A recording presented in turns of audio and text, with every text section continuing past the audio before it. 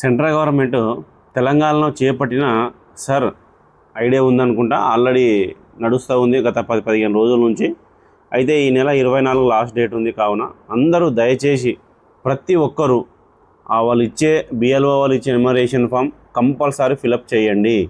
ఎందుకంటే ఏమవుతుందిలే అని అనుకోకండి. ఒకవేళ ఆ ఫామ్ ఇంటికి ఇచ్చిన తర్వాత ఇంట్లో అలాగే పెడితే కంపల్సరీ ఓటర్ లిస్ట్లో పేరు ఉండదు, రిజెక్ట్ అవుతుంది.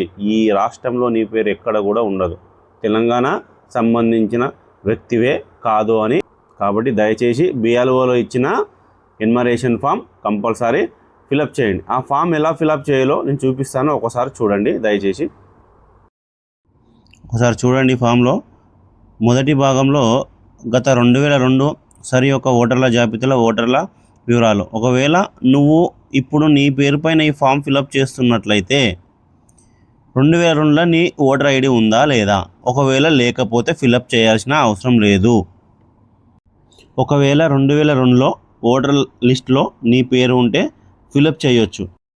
2002లో నీ ఓటు లేకపోతే పార్ట్ 2లో తప్పకుండా మీ నాన్నది లేదా అమ్మది లేదా తాతది లేదా అవ్వది ఎవరిదో ఒకరు మీ సంబంధికులది కంపల్సరీ అందులో ఫిలప్ చేయాల్సి వస్తుంది. పార్ట్ 2లో కంపల్సరీ ఫిలప్ చేయాలి.